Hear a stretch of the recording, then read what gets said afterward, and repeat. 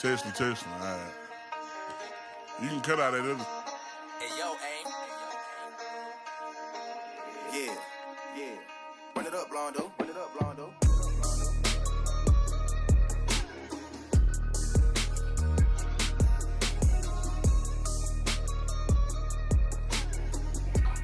Hey everybody, welcome back to the Central Texas Football Podcast. I'm Kenny Heath with my partner Ryan Fox, as always, coming to you somewhat live from our worldwide headquarters in Huron, Texas.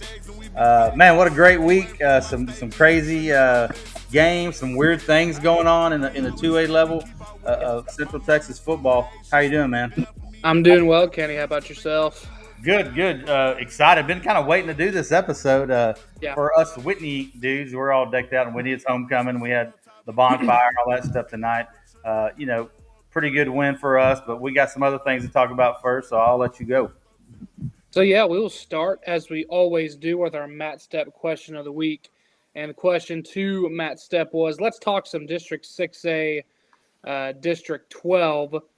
How do you see this one shaking out? Looks like a solid team will stay home this year in the playoff race. Is this the year a Super Centex team makes a run out of District 12? And he said, I think the 4 playoff teams will be Harker Heights, Midway, Shoemaker, and Temple. I agree with that as well. I don't see anyone outside of those 4 getting in. I'm not sure a run is in anyone because of that tough by-district week matchup when they're paired up with 11 6A. But I think whoever gets the D2 seed, which would likely be Harker Heights, has a shot to maybe get to Thanksgiving if they can get the win on that round 1 game. And that is, again, Matt Stepp question of the week. We appreciate Matt Stepp as always.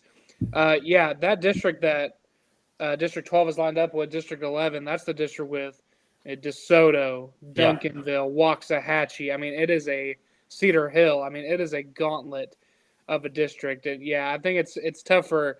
And District 12's got good teams. Midway's a great team. Temple's a great team. Shoemaker's a great team. Yeah, and he's got a 5-1 Coppers Cove team not making the playoffs, and they're 2-0 in district right now. And I think I don't know who they play, but probably Brian or something like that. But the good thing, the crazy thing, and you're going to expect that out of District 11, but District 12, there's a lot of D1 kids in that. Yeah. If you get Midway and then Temple and then Shoemaker, those dudes.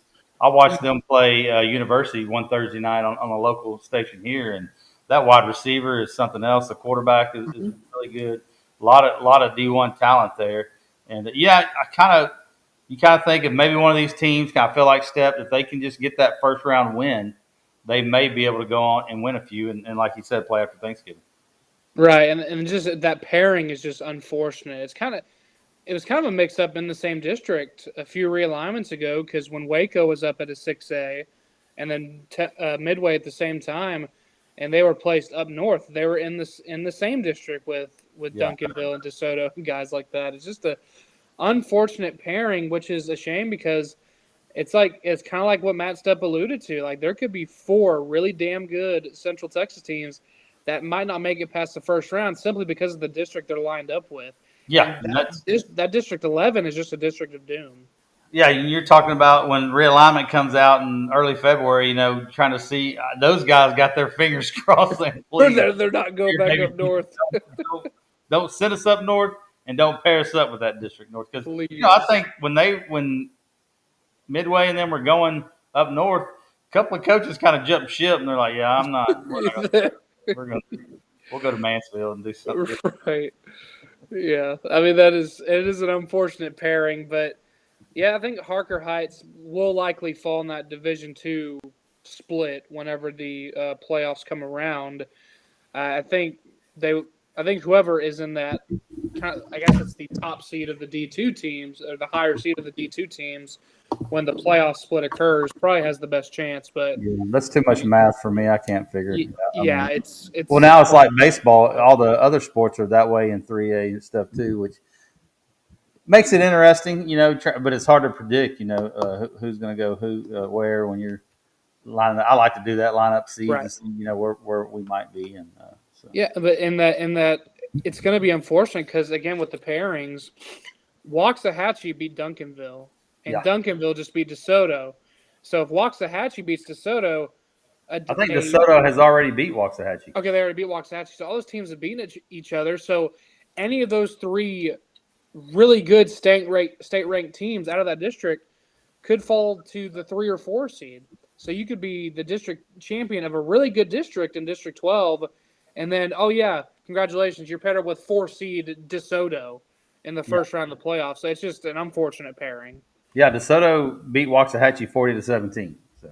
Right, yeah. So it's just a round robin between all them. 3 of those teams that beat each other. Yeah. It's unbelievable. And let's look at those standings right quick. I got it pulled up. Yeah. You got a 3-0 Cedar Hill team in district. They're 5-1. Yep. Soto, Duncanville, Lancaster's 2-1, Waxahachie's 2-1. So pretty stout. That's you kind of, if you win your district, you kind of, and they split. So you could have been the third best team in the district, but highest enrollment, you could be the 1 seed up there. Yeah, that's 6A. I wish they would just split it up in Division I, Division II for the regular season like everybody else. Well, I think if they do go 7A, it'll probably just be like they won't have. I think they'll probably fix it. I would think. I don't think there'll be that many teams in 7A, so you won't have to just split up like that. Right. Well, yeah, and that'll lead us also to. I mean, like you mentioned at the top of the show, Kenny. Week 7 of the Texas high school football season, particularly here in Central Texas, was really wild. And some news has came out this week as well, which we'll go into in a moment. But last Friday night, the Axtell and Rio Vista game got canceled. I think it was right before kickoff was going to take place. I think the teams were still doing warm-ups whenever they called it. I guess there was a supposed threat to the game that was called in, like a I don't know if it was a violent threat or terroristic threat, whatever the case may be.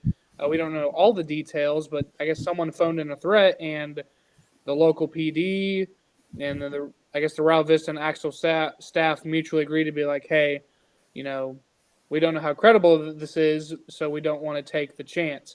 And this is a district game, but if you remember earlier this year, Rio Vista, they, with the deal they've been going through where they have to give up or forfeit their district games, the results of this game ultimately didn't matter when it came to playoff seeding. So I think it was a smart choice by both sides to be like, hey, really the result. I mean, the first thing on their mind is the safety of the players, absolutely, the student body, and then the spectators, fans, obviously.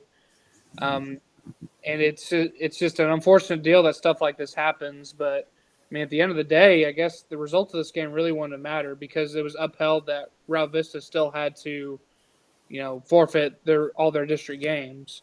And this district overall has been crazy all year with the Rio Vista ruling previously, and now this situation in Rio Vista, and then also as well, which we'll dive into in a second, the Itasca deal. Yeah, Itasca having to forfeit the remainder of their games. Now they're going to play a sub-varsity schedule. But in this article that came out on TexasFootball.com by Matt Stepp, I think Itasca only had 22 players that were left healthy. That 13 players injured, and the majority of those players are freshmen and sophomores. So you're pairing them against in these district matchups, and again a really solid district with teams like Rio Vista and Axtell and teams like that. It can be dangerous, especially with so many older players hurt. This district has just been wild all season long. It has, and let's go back to Axtell real quick. Yeah, it's like Stepp he tweeted it. There's been some bad blood between Rio and Axtell because Axtell's the head of that district executive committee or whatever. And I did text Craig Horn. I don't know if it was that night or next day, and just, hey, just what happened. He's like, man, all I know is there was a threat, and I don't know what kind of threat, but they just said we're just not going to play the game, and I think is the right thing. One, like you said, the safety of the kids and the fans, that's number one. Two, the game did not matter at all. Right. And I wouldn't have been surprised if Craig Horn would have just ran his JV out there and said, hey, y'all play. Because you want to keep your kids healthy. You got a lot to deal with as talking to Coach Haynes every week. as an athletic director and a head football coach, you got tons of things to worry about. Where your kids are at when they're not at school, what they're doing, and to play a game that really doesn't mean nothing. And you can make the argument, well, why do you play your pre-district games? That don't mean it. Well, I understand that, but this game just didn't mean anything. I did see an article on Facebook from the Cleveland paper, and there was a lot of pissed off Rio fans on there, and I don't blame them. It's unfortunate that the actions of a few just affect so many people, Right. ruin your season, and I think if looking back, the admin at Rio would probably handle things a lot differently. If I think they've learned their lesson. It's sad, it sucks, but I don't blame them one bit not playing the game. I was, kudos to Axel for even just driving over there, showing up, because and it's going to be hard to justify that, but you just want to keep your kids healthy and ready to go to the next game because they got a game this week that actually matters, So, and then with Itasca, Coach Sponville, first year over there, he was on Coach Ebner's staff for a while over at Grandview. I don't know him personally. I do follow him on Twitter, and it seems like a good dude. I hate it for him and the kids over there, especially to go through that your first year on the job, and and having to make that call. I'm sure the admin and all of them got together and said, "Hey, this is probably the best thing to it." Itasca is right down the road from me. I'll go through there quite a bit. I know some people there. It sucks for them. Hopefully, we'll get those kids healthy and finish that sub-varsity schedule, and they're ready to go next year. Yeah, hopefully so. I mean, you hate to see it, especially in small schools like that where depth is an issue regardless. Depth's an issue even Depth if is when you're everyone being healthy. Yeah, when you're a 2A, D1, or D2, hell, when you're 3A, depth. If you've got depth, you've got the advantage. And when you get down to 2A levels, there's not a whole lot of depth there. When you're got 200 kids in your high school total and 30 kids come out or 30 or 40 kids come out just to play football. You lose 12 or a dozen. It's never good. Yeah. There's 30. I guess there's 35 total kids in their football program because they said that in Matt Stepp's article, he said that 13 players are injured and there's 22 remaining. So I guess there's 35 total kids that play football, both at the sub-varsity and varsity level. So the numbers are low either way. And just with the amount of injuries in there, I think that was a good call. I mean, it does suck for the kids, but the injury bug, at this level, it doesn't happen very often, but it's just unfortunate because sometimes, injuries aren't always preventable. I mean, it's football. It's a physical sport. It doesn't matter if it's 2A or 6A. These kids will hit each other hard, and stuff will happen. It's just unfortunate that the injury bug bit Itasca in such a big way. But again, this district has been unbelievably crazy with all these stories coming out. But we'll see how the rest of that district plays out because it's been a roller coaster this year. Yeah. This definitely has. And, hopefully this doesn't set back that program more than it already has, because, it's not good. And hopefully next year they get some, they get everybody back and they come out and they get more kids he can rejuvenate that program and get, because they haven't been as bad as they have been. Craig Horn, to bring up Craig again, when he was there, he had them going to the playoffs for 4 or 5 years in a row, and they just kind of sunk from there, and it looked like they were kind of on the rise again, and now they got this. So hopefully they bounce back. Hopefully, for sure. And so we'll kind of skim through our Week 7 review. A lot of great games. We'll start with the game we were at just to get it out of the way. I'm sure a lot of people listening to this are tired of us talking about Whitney. But you and I were at this game firsthand. We do the play-by-play and broadcasting for the team. Whitney 34, Grandview 7. Great win for Whitney, starting off 1-0 in district play. And this was probably, West is 5-1 now. West is really good. They put a hurting on Maypearl last Friday night. But one of the two tougher teams, if not the toughest team that Whitney's going to face in this district, they got them right out the gate, and they showed out. And without their starting quarterback, Fisher Watson, as well. Yeah, first play of the game, Grandview ran offensive play. Great Blue Hubbard took it 40-something yards for a touchdown, and you thought, okay. And then they kick off, and Jonte Johnson returns the kick for a touchdown, and we thought, okay, we're in for 3 minutes gone in the game, and it's tied 7-7. But the Whitney defense played the best I've seen it play all year. Yeah. I thought Kobe Haynes did a good job stepping in at quarterback. Didn't have a whole lot of time to prepare. You figured it was going to be a run-heavy game with him and Jonte, and it was. I think they combined for 50 carries and over 300-something yards rushing. So a great performance by them. Really impressed by the Whitney line, interior lines on both sides of the ball. Really, and we talked about on the broadcast, Whitney's not going to pass the eye test when they're out there warming up. And you look at Grandview and 6'6" Jack Basson and all these big – they got a freshman punter that's huge. And Silva. Yeah, really just, and it's Grandview, a great program. They've won 2 state championships. They've been highly successful. To get them on your field and beat them is I think I mentioned it. This is if Coach Haynes has the type of team that he thinks he has, you got to win those games, and they won it. And about Grandview, still think they're a great club. I think that's probably the most I've seen them penalized in the game. A lot of penalties, got themselves in the foot a lot. Did see the freshman Yentz coming at quarterback. I thought he played pretty well. He's really elusive.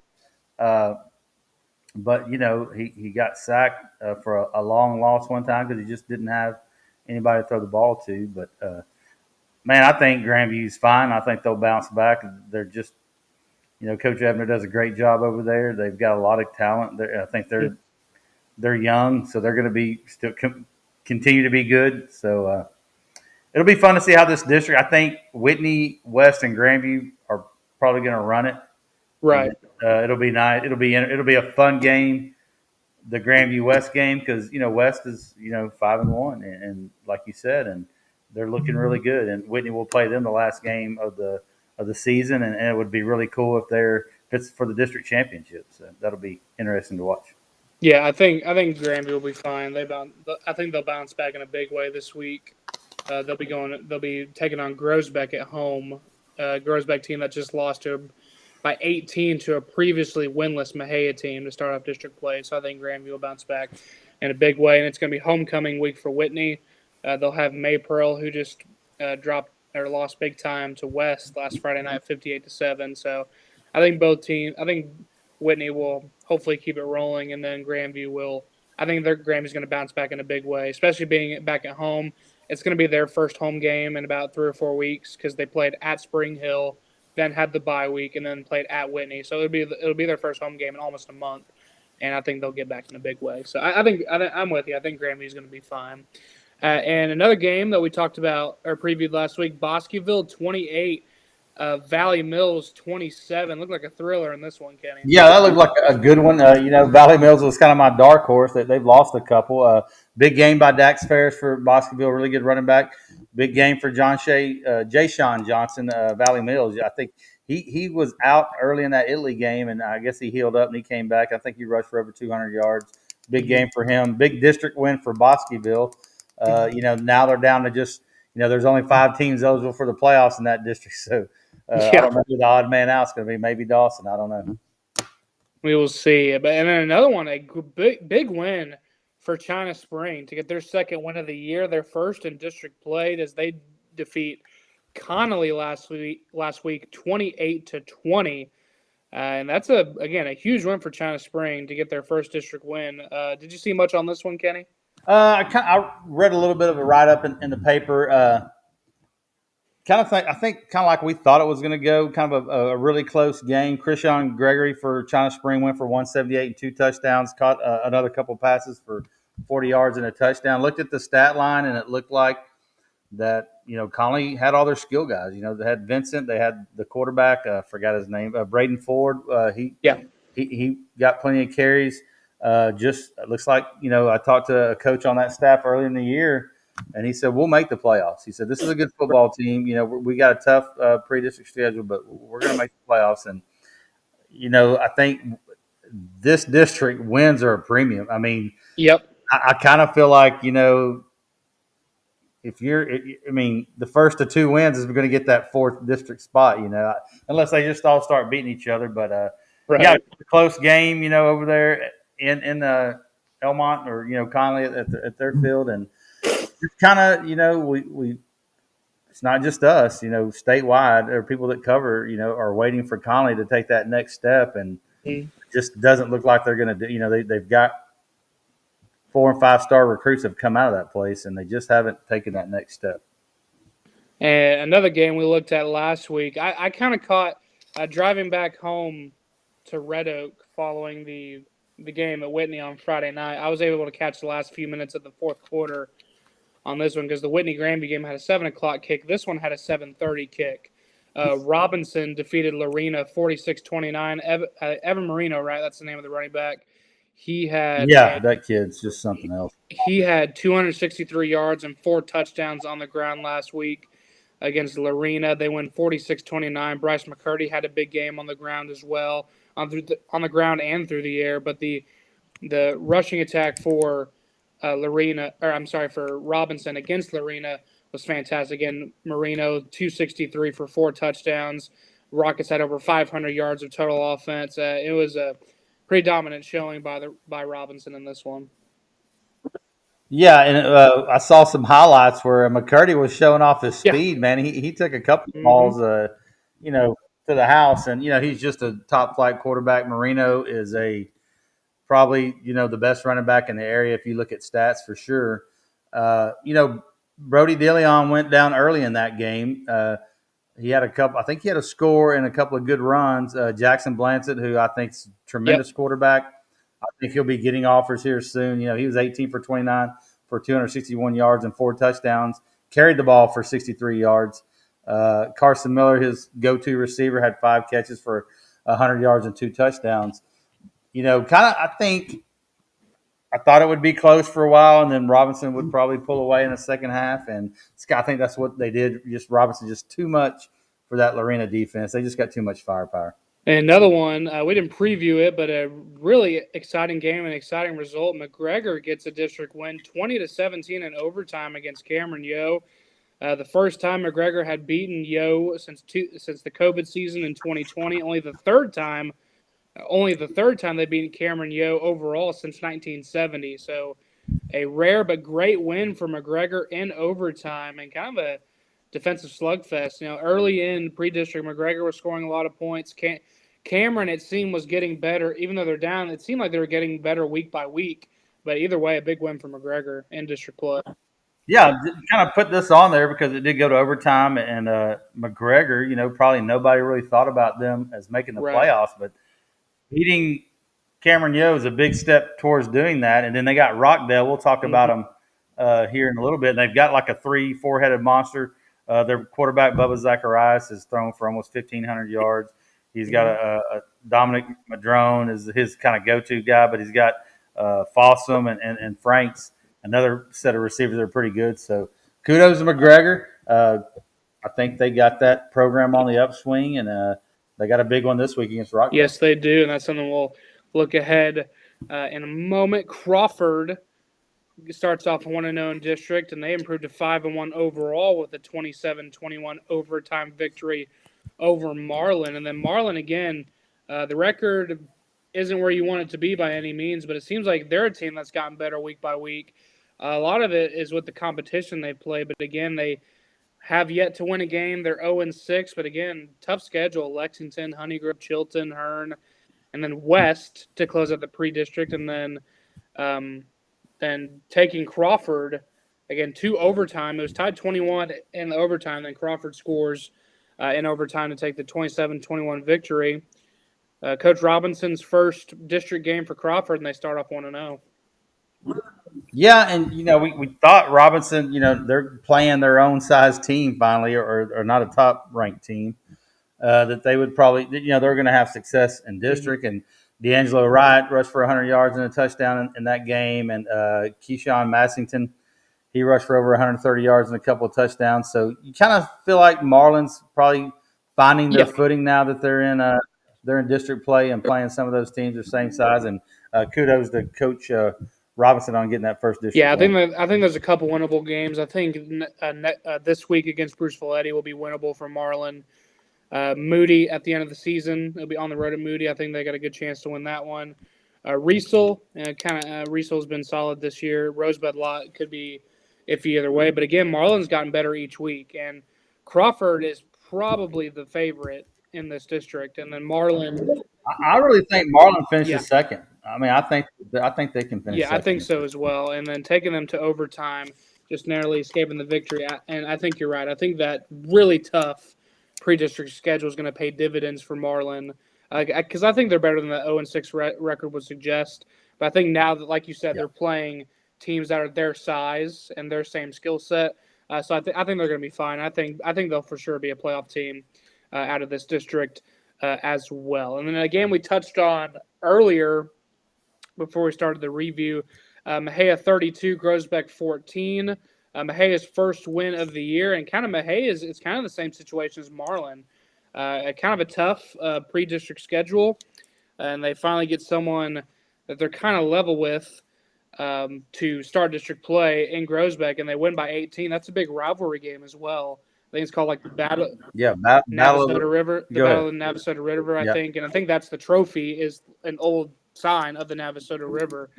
I mean, again, they had some tough games. A state-ranked Fairfield just entered the top 10 this week. If they weren't in it already, Palestine Westwood, a really good team over there in Region 3. Gatesville, a 5-1 4A team. That's really good. Tig, usually a solid 3A team. But losing to Cameron Yo, which again, as we mentioned, Cameron Yo's gotten better week by week, even though they're down from where they typically are. But for Mejia, with all that, I think, again, that tough pre-district schedule paid dividends. As they were on a team that they were on a level playing field with, in a rivalry game, no less, for the district opener, and they win by 18. A big win there for Mejia to start off 1-0. yeah, and it's good for them. They got a kind of a tall task this week with West playing West, and last year that was funny. That game was Yep. 7-6 final. And they barely beat West, and Mejia went on to win the district title, and West didn't even make the playoffs. So kind of crazy how that district went. Yeah, rivalry games. I don't care what the records are. Those dudes are just going to play each other hard. They all know each other. They grew up playing little league football and baseball against each other. They're 10 miles apart. So big win for Coach Now and the Mejia Black Cats, and it looks like they're primed for district. And then another game that we kind of touched on a little bit last week. I don't know if we fully previewed it, but Glen Rose gets their first win of the year in district. And again, kind of the same situation we talked about the last two teams with Marlin and Mejia. Starting off 0-5, but a tough pre-district schedule. Grandview, Gatesville, Brownwood, Robinson, Alvarado. My goodness. Glen Rose has gone through a gauntlet and played those teams close. They only lost to Grandview by 14. They lost to Brownwood by 6. They lost to Robinson by 1. And they lost to a really good Alvarado team by 5. But they start up district play 1-0 with a 56-21 win against Godley. And again, kind of a broken record for the last 3 games. But again, tough pre-district schedule paying dividends. And they start off 1-0 in district again. Yeah, and Coach Watkins, they've been tremendous over there. They've been to regional finals. He's done a really good job with that program. And after seeing the Robinson game and the Alvarado game, you thought, I think they're going to be okay. Right. I think once they get to district, let's be honest, it's not a tough district. They've won that district, I believe, several years in a row. Benbrook may give them something, but kind of Benbrook's not really. I mean, they've got a couple of losses since we saw them in week 2. So Benbrook has the athletes to go out there and score. So that'll be interesting when that game comes around. I think they got Hillsborough. Glen Rose got Hillsborough. Glen Rose will be at Hillsborough on Friday night. That should be a win. Then they'll have Venus after that. I think really the only team that's really going to push them, like we mentioned, is Benbrook. And they'll have Benbrook at home on Halloween night in a couple weeks. And that game will probably be if Benbrook takes care of business, that should be the district championship game. And Benbrook might have the best quarterback overall in the district. I can't remember his name. His number 17. Brennan something. Brennan Barton.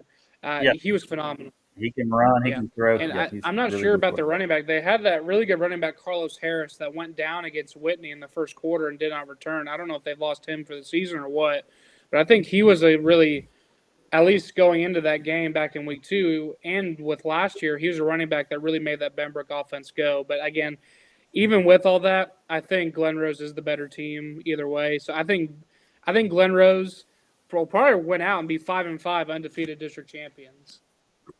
Yep, I agree. And a couple more games on our review. We'll just go through them real quickly. Midway 27-7 Midway, man, they were coming off.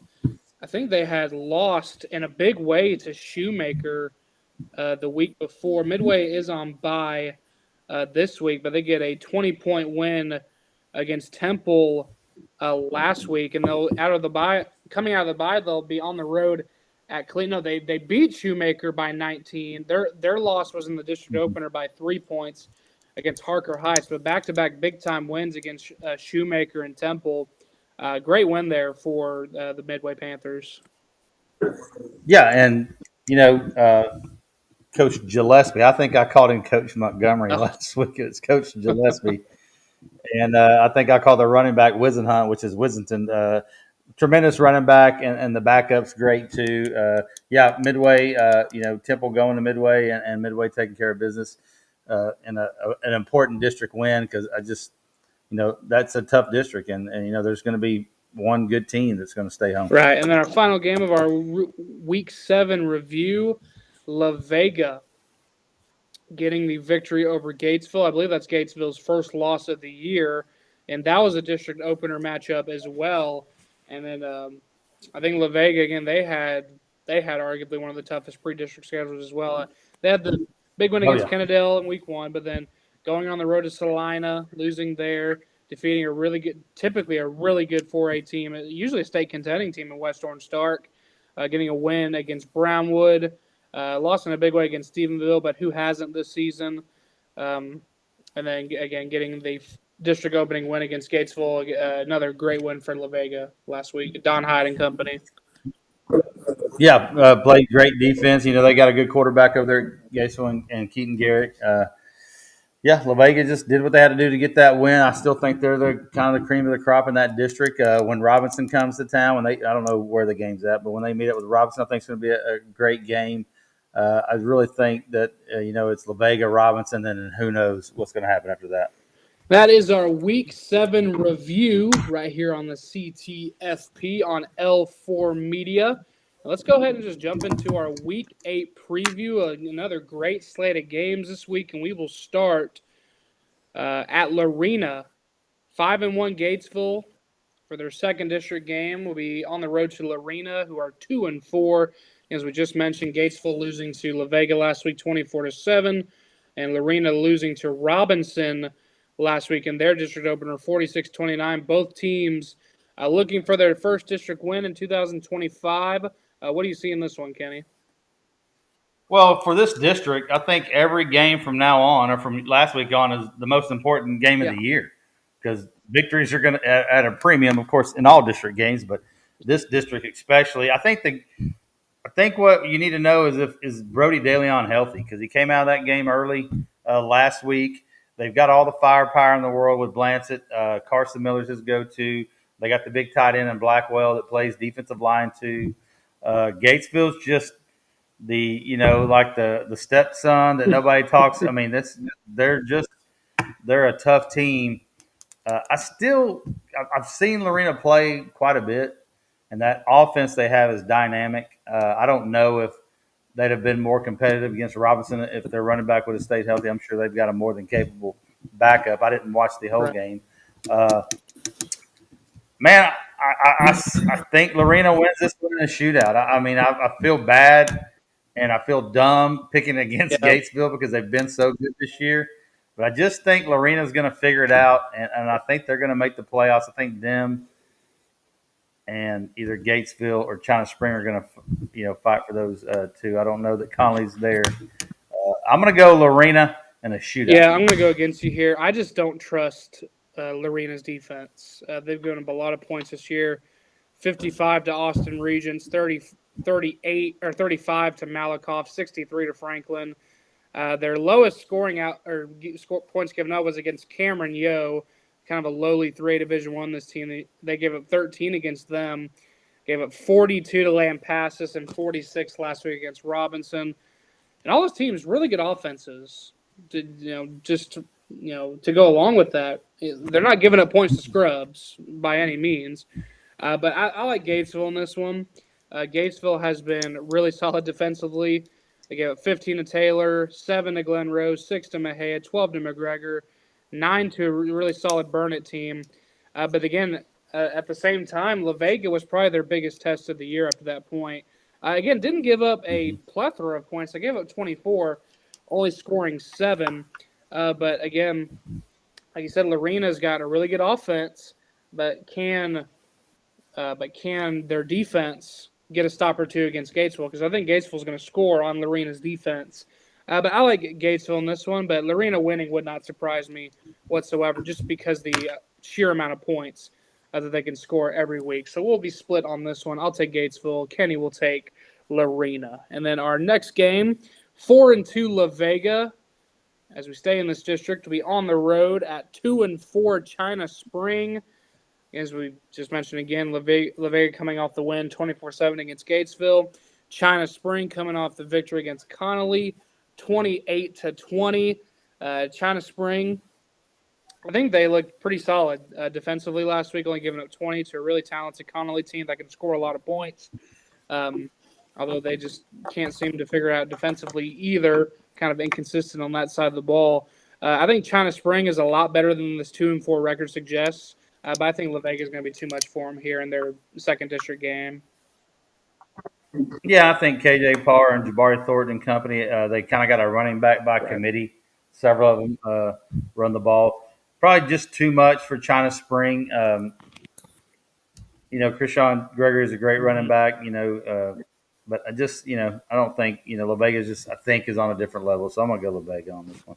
Yeah, we'll both take La Vega again. This game will be played at China Spring, but I think we will both take La Vega on the road to improve to 2-0 in district play. And again, we will stay in that district again. 2-4 Connally at 5-1 Robinson. And I think what this game comes down to, again, Connally, and it's kind of been the question for everyone that's played Robinson, can you stop Evan Marino? Because no one's been able to do it yet. He's played 6 games and has nearly 1,300 rushing yards and 15 touchdowns in 6 games.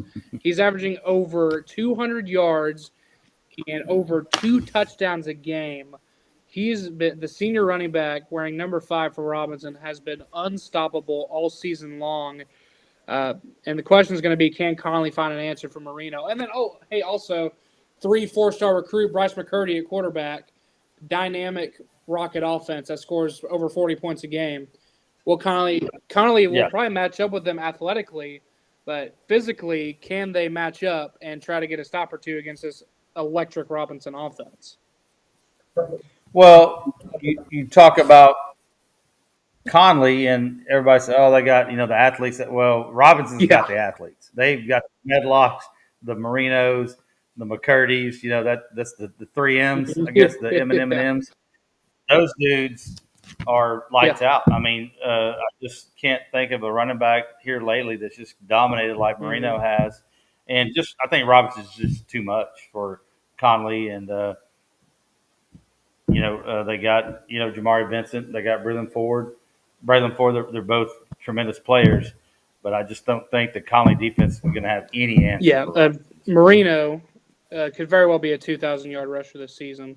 And if they make a deep playoff run, maybe even hit 2,500 rushing yards. I mean, he's been phenomenal all season long. Could very well hit the 25 to 30 touchdown mark as well if he's able to consistently keep up his body of work. Now, there will be some tough tests again with teams like China Spring and La Vega, but we'll see how that goes. But yeah, I'll take Robinson in this one as well. And moving down to Class 3 Division 2, how about this? Clifton at 5-1. Who had that on their bingo card? They're doing a great job over there in Boston County. And they'll play host to the 2-4 Early Longhorns.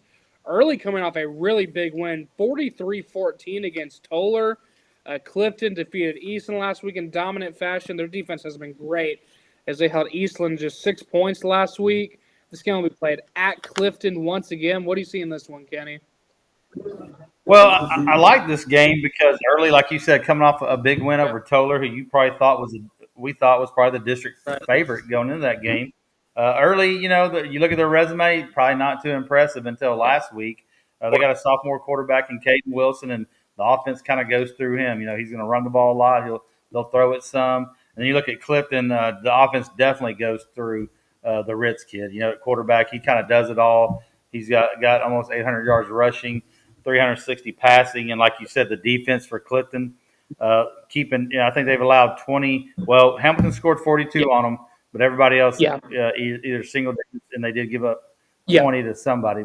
If you take out the Hamilton game where they gave up 42, at Riesel 0 points given up, home at Coleman 14, Italy 20, and Blooming Grove 6, Eastland 6. So their defense has been really solid, and they're scoring points as well. They're not lighting up the scoreboard, scoring 50, 60 points a game, but they're winning by an average margin of 2 to 3 possessions, and they're playing really good. Yeah. And starting off in district with a 28-6 win at Eastland last week, if they keep it rolling here, it could be that game against Toller. Depending on how this district goes, because I'm not sure where Dublin and Brady are at right now, but that big win against Eastland with early beating Toller, heck, this early Clifton game could very well be for the district championship.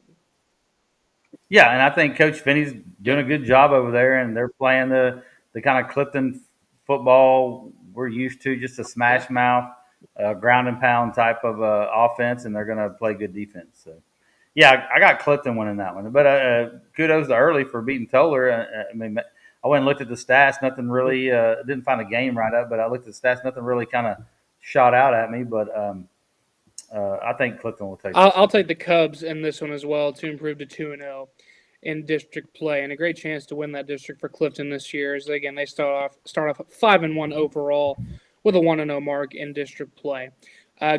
Moving slightly up in divisions, Class 3 Division 1, 3-3 Little River Academy be on the road at Franklin, who's 3-2. Academy defeated Rockdale last week, 55-21.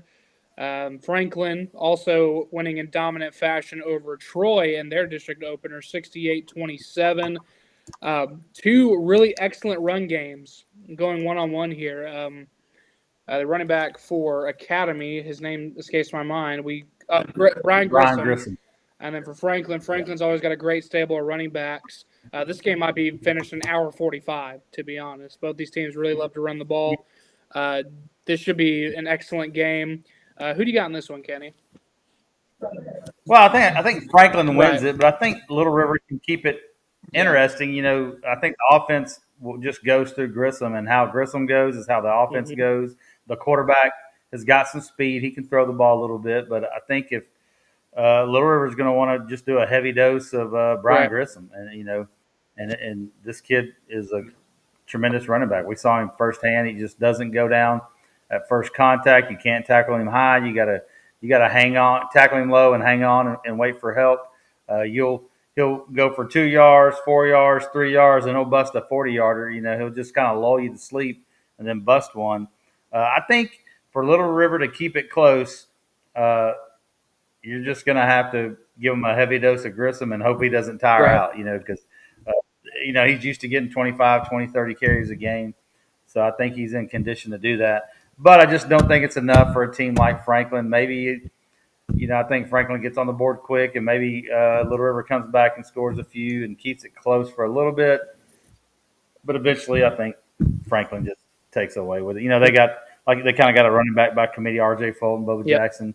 They're going to run that offense they have with the misdirection and all that stuff. And I think Franklin. I like Franklin in this one as well. And then our final game of our Week 8 preview, McGregor, again, coming off their first win in overtime last week against Yo, 20-17.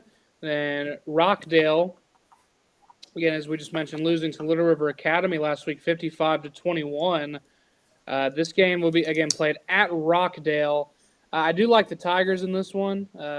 McGregor coming off probably their best defensive performance of the year, holding Cameron to 17. And then with Rockdale, again, giving up 55 to Little River Academy last week. But Little River Academy's kind of found their stride over there as well after starting 1-3. Who do you got in this one, Kenny? Man, this is kind of think, McGregor may have caught on to something here. Like we talked about, Bubba Zacharias has thrown for a ton of yards. He's got his go-to and Madrone and two other receivers, Fossum and Franks, that have done really well. But you look at Rockdale, it's just a two-man show there with Grayson Williams. He's thrown for 1,855 yards and 19 touchdowns, and then his go-to DeAndre Stevens is almost at 1,000 yards and 11 touchdowns in receiving. I think this is going to be a high-scoring game, and I could see it 45, 50, 52, something like that. And I'm going to go with Rockdale. I think McGregor's going to give him a pretty good scare, but I think Rockdale wins. I like Rockdale in this one as well. And that will do it for our Week 8 preview right here on the Central Texas Football Podcast. Are we going to do any quick hitters this week, Kenny? Let's thank our sponsors. We didn't do that at the intro. I'll get somebody to put those in it. But Joey Godfrey at My Community Home Loans, thank you. Our title sponsor, that's Central Texas Football Podcast, brought to you by Joey Godfrey at My Community Home Loans. I want to thank Ranch Masters Real Estate for the second year that they sponsored, been a partner with us. All your realty needs, just look them up on Facebook. Keith Reed and them do a great job. And then Reed Holiday Lighting. It's that time, they're out everywhere. Everybody's getting their lights. They're either if you got a gated entry or you got the house or whatever, give the Reed boys a call at Reed Holiday Lighting and they'll get you hooked up. Yeah, let's do it. Let's do some lightning round here. Let me pull up my handy dandy app here. Do it. And let's go. My followed games. All right. Malakoff at Eustis. Oh, Malakoff, big time in that one. Yeah. May Pearl at Whitney. I can't give that one. I'm an employee of I'm my bad. Kenny. I'll say Whitney. There we go. That's mine. Toller at Dublin. Toller at Dublin. I like Toller to bounce back. How about Tig at Crockett? Ooh, I haven't seen much about Crockett this year. For my pure ignorance of the Crockett Bulldogs, give me Tig. Hey, here's a good one. Let me find it. Copper's Cove at Colleen Harker Heights. Oh, that's going to be a fantastic game. Man, I like Harker Heights in a close one, though. All right, Leander at Lake Belton. 3-3, Leander. And Lake Belton as well. Are they they're 3-3 also 3-3, I thought so. Give me Lake Belton in that one. I'll take the Broncos. Bangs at Heiko. 4-2 Bangs. I like Heiko in that one to get the dub. 4-2 Heiko. All right, let's see. Rio Vista at Bosqueville. Give me Bosqueville. Why not? I was going to put a bad joke in there, but I'm not going to do it. Coleman at DeLeon. DeLeon, Bearcats. Valley Mills at Itasca. Valley Mills. I think Valley Mills. Itasca getting forfeiting. Oh, my bad. Yeah, that is not if that was played, game. Valley Mills big time. Yeah. Belton at Waco U. Give me the University Trojans. Oh, this is a good matchup. Really not Central Texas, but kind of Benbrook at Godwin. I like Benbrook in that one if everyone's healthy. Yeah. Colleen at Temple. I think Temple bounces back after that big time after that loss to Midway. Let's go Wortham at Meridian. Ooh. Both teams kind of lowly. I like Wortham in this one, though. That might. So Wortham 0-6, Meridian 1-5. I think that single win came on their homecoming night in which they hosted Hubbard. So, yeah, they got the 10-6. So we'll see how that one goes, but I like Wortham to get there first.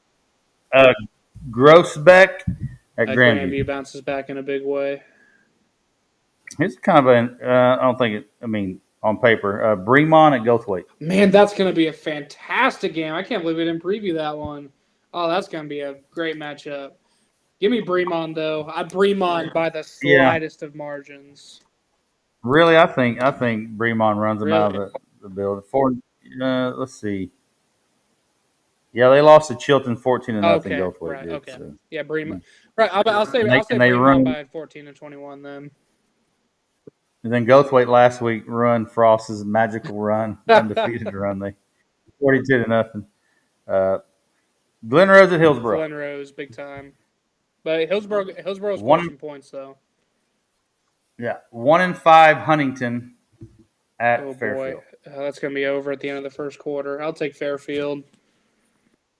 And it doesn't get any better for the Frost Polar Bears because they're going to go to Chilton. Yeah, it's gonna Chilton and Frost. Yeah, give me the Pirates.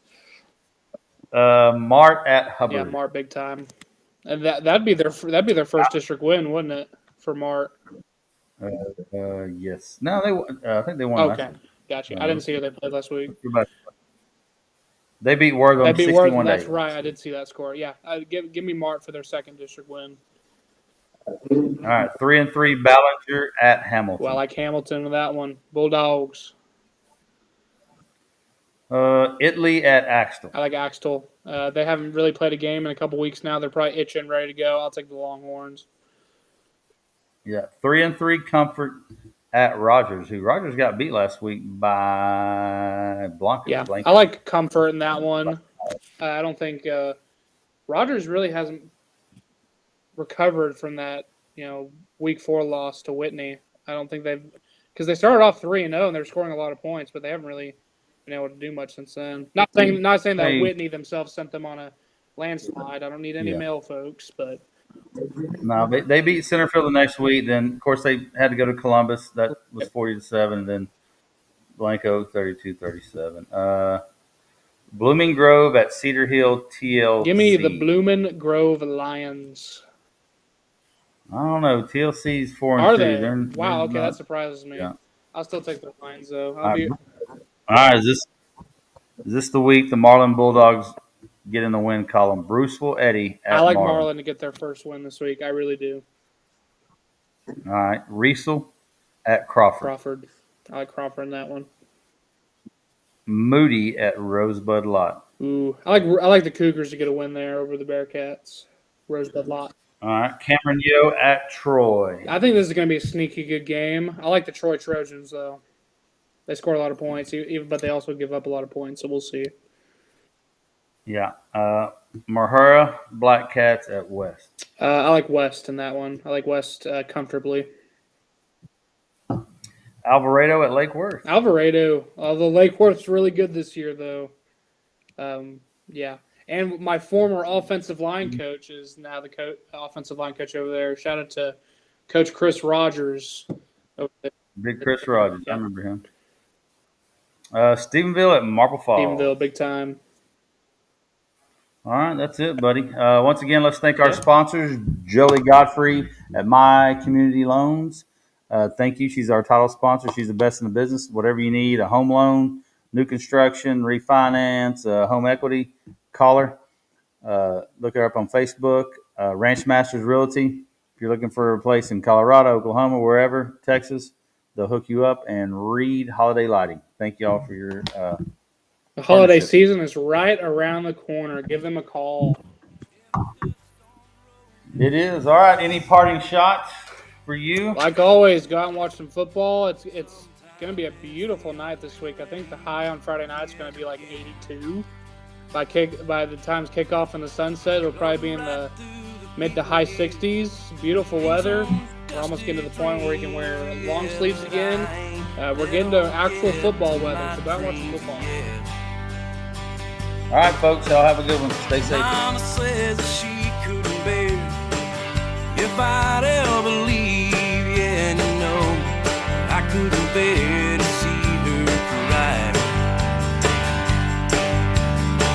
Daddy says the farm won't live long without me, but Lord, sometimes I think we ought to just let it die. I've seen half a Lubbock on hood of my car. Always the minute and all there was blowing south. If I tried to fly that way, they tell me I won't get far. I got half a Lubbock tying me down. And I'm my older brother, his ex-wife and neighbors down